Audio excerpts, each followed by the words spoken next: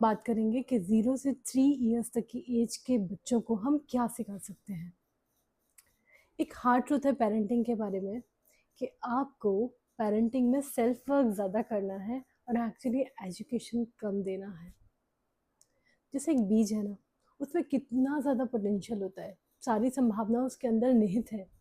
करना क्या है मालिक को, उसको एक अच्छा एनवायरनमेंट देना है, खाद, पानी, मिट्टी, और एग्जैक्टली यही आपको करना है। 0 से 3 साल तक के जो बच्चे होते हैं, मारिया मॉन्टेसरी एक इटालियन एजुकेशनिस्ट हुई हैं जिनके एजुकेशन फ़िलॉसफी पर कई 100 से ज़्यादा देशों में इंस्टीट्यूशंस हैं, मॉन्टेसरी इंस्टीट्यूशंस। उनका कहना था कि 0 से 3 इयर्स तक के बच्चों का जो माइंड होता है, दैट इज़ एब्जॉर्बेंट माइंड। मतलब उसके एनवायरनमेंट में उसको जो कुछ भी दिखाई पड़ेगा, जो कुछ भी सुनाई पड़ेगा, वो सबको वैसा का वैसा एब्जॉर्ब कर लेगा। कोई जजमेंट नहीं, कोई प्रेजुडिसेस नहीं, कोई राइट नहीं, कोई रॉन्ग नहीं। जो एनवायरनमेंट होगा वैसा का वैसा वो उसको एब्जॉर्ब करेगा। तो हम क्या कर सकते हैं, ये एनवायरनमेंट हम कैसे दे सकते हैं, और एक खाद, पानी, मिट्टी है क्या? तो सबसे पहले सबसे इम्पॉर्टेंट एनवायरनमेंट है उसकी मदर, और फिर वो फैमिली मेम्बर्स जो बच्चे के आसपास रहते हैं।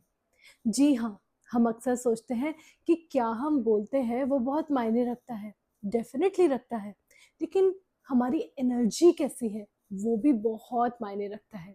जो बच्चे हैं वो हमारे शब्दों से ज़्यादा हमारे प्रेजेंस, हमारी एनर्जी से कनेक्ट होते हैं। तो सबसे पहले तो we have to work upon our energies. हमारे लाइफस्टाइल्स इतने बिजी हैं, रूटीन्स इतने टायरिंग हैं कि एट टाइम्स फ्रस्ट्रेशन के कारण हम देखते हैं कि हमारा इनफैंट एंड इनफैक्ट मोस्टली टॉडलर कुछ करता है, ज़िद करता है, टैंट्रम्स देता है, तो हमें क्या होता है, एकदम से गुस्सा आ जाता है। कई बार हम ना चाहते हुए भी, ऐसा होता है कुछ पेरेंट्स के साथ, कि वो फिज़िकली अब्यूज़ तक कर देते हैं, है ना?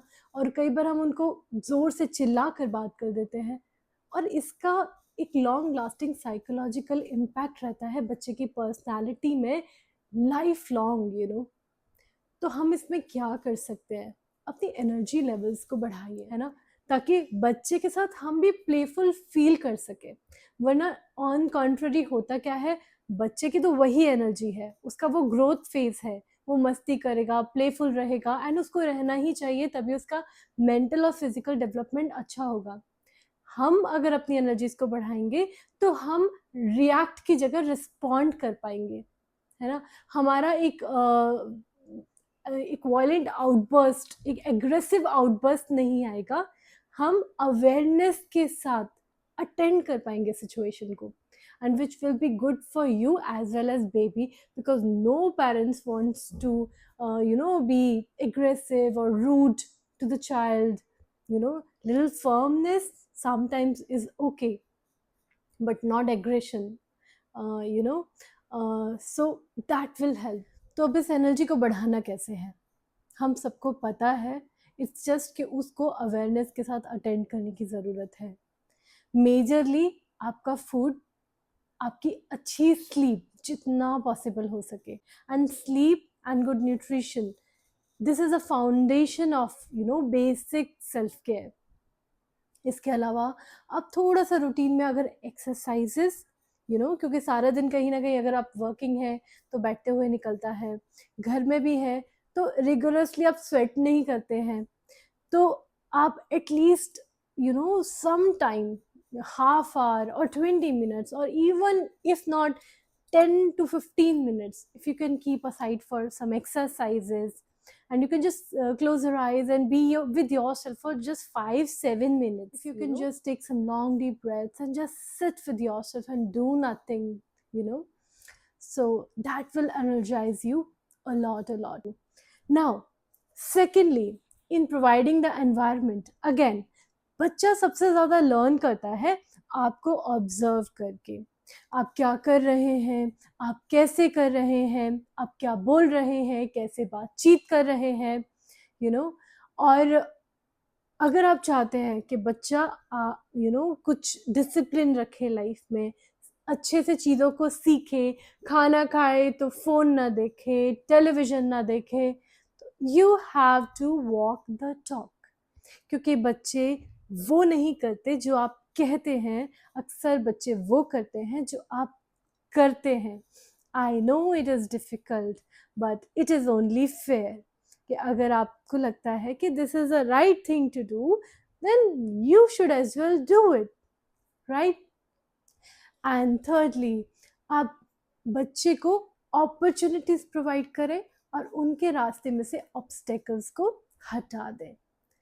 तो ऑब्स्टेकल हटाने का मतलब, फॉर एग्जांपल उनको खाना खिलाना है, तो उनके स्पेस में आप बहुत ज़्यादा ऐसे टॉयज़ या ऐसी चीज़ें जो उनको बहुत ज़्यादा आकर्षित करें, ऐसा कुछ ना रखें, अवॉइड करें, ठीक है? उनको शुरुआत से ही आप आदत ना डालें कि वो टेलीविज़न या फ़ोन देखकर खाना खा रहे हैं, वरना खाना will be associated with some activity.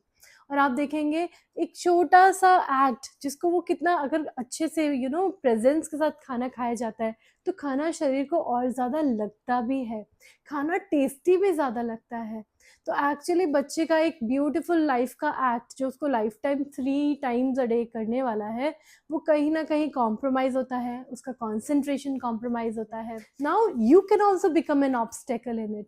बच्चा जब टॉय के साथ खेल रहा है, तो वो अगर अच्छे से खेल रहा है और वो बहुत ही कंसंट्रेशन उसकी बनी हुई है प्ले में, और आप पीछे से बोलते हैं वेरी गुड बच्चा, आप कितने अच्छे से खेल रहे हो, now that is an obstacle. हमको ऐसा लगता है वो खेल ही तो रहा है, but actually it has been proven कि 0 से 6 ईयर्स तक जो है कॉन्सेंट्रेशन डेवलप होता है।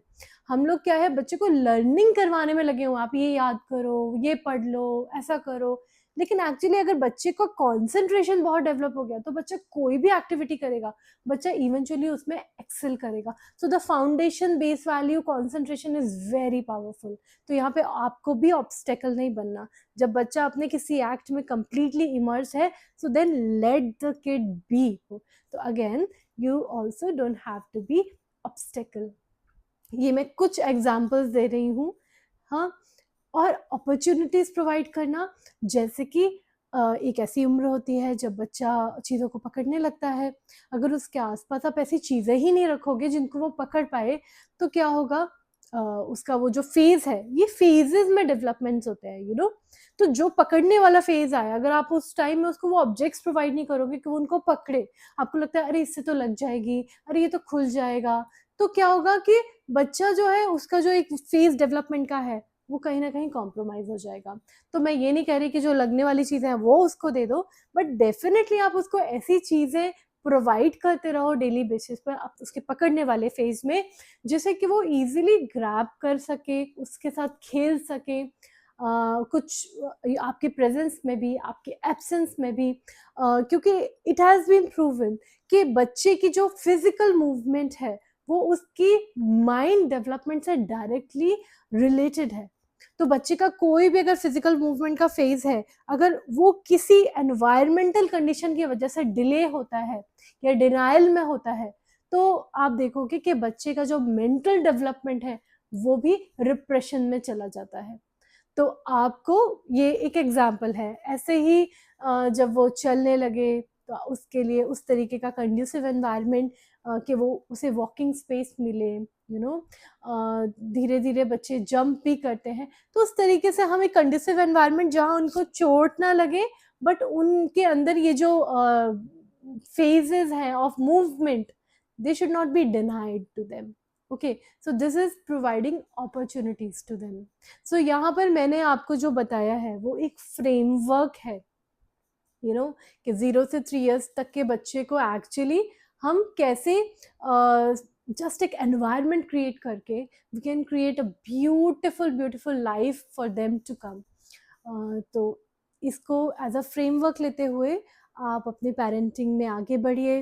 Parenting is a dynamic process. यहाँ पर कुछ भी स्ट्रिक्टली सही या गलत नहीं है।